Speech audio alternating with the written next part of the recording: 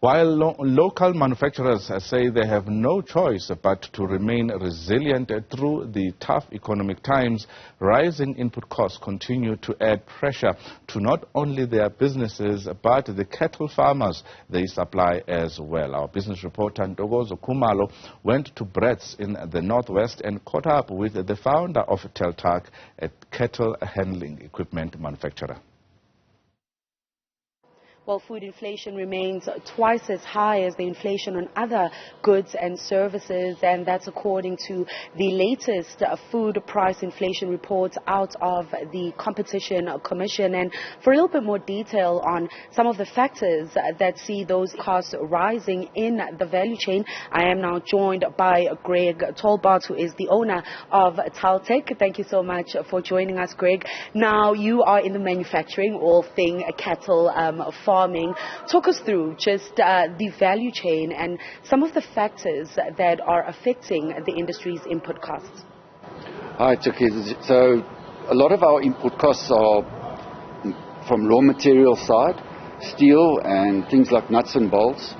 But a lot of that is, our input costs are being based on US prices, and governments also got policies in place to protect older infrastructure, especially on the steel manufacturing side, which is raising those costs. And it's becoming more and more, we're feeling that pinch when we talk about we're competing with products coming in from overseas, finished products. And those, it's really, really tough.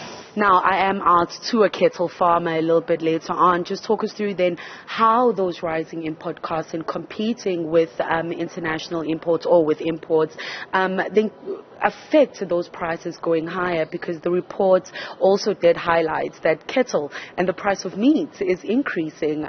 Talk us through that, on how that then affects farmers as you supply to farmers.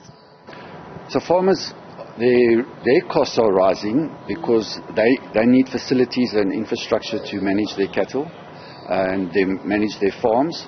And because our raw materials are going on, we have to pass that on, and it's making it tougher and tougher for the farmers out there.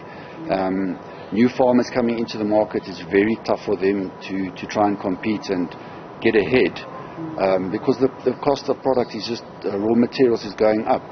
And it's affecting those small farmers, and we're seeing that our small farmer community, first-time buyers by us, they're really, really battling, and they can't really make an impact in the market, and they need help.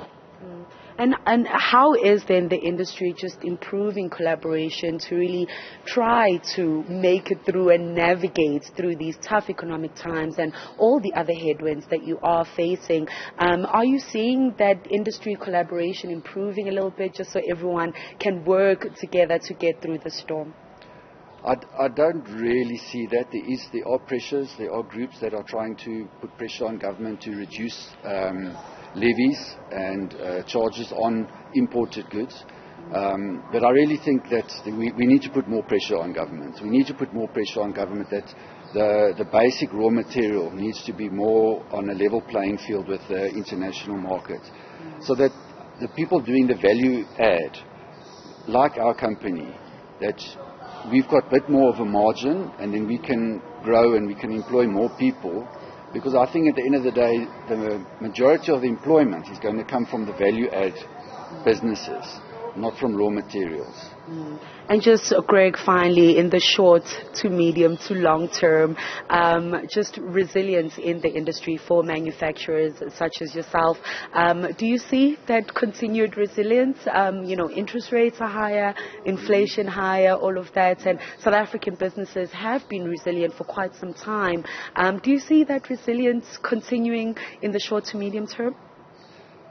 South Africans are resilient, and I think that's just part of the nature of being a South African. But costs are really, really tough, and there are small factories like ours are really taking the punch, and some of them are closing down, unfortunately. The cost pressures are just too many, especially with the current power crisis that we're having in South Africa. Put that together with raw materials that are going up and up and up. And we're a strong country, and we manufacture so many of our own raw materials. If we just get that right, I think we can be a stronger country. Greg, thank you so much for making time to talk to us. And of course, that is Greg Tolbert, who is the owner of Taltech, that is a local manufacturer out in Brits that manufactures for cattle farmers, and just talking us through some of the pressures that the industry is facing that really trickles down to consumers who are seeing those higher food prices over time, and some of the interventions that he says are needed in the industry to have a control and protect local manufacturing. For Newzroom Afrika on Channel 405, I'm Dogozo Kumalo in Brits in the Northwest.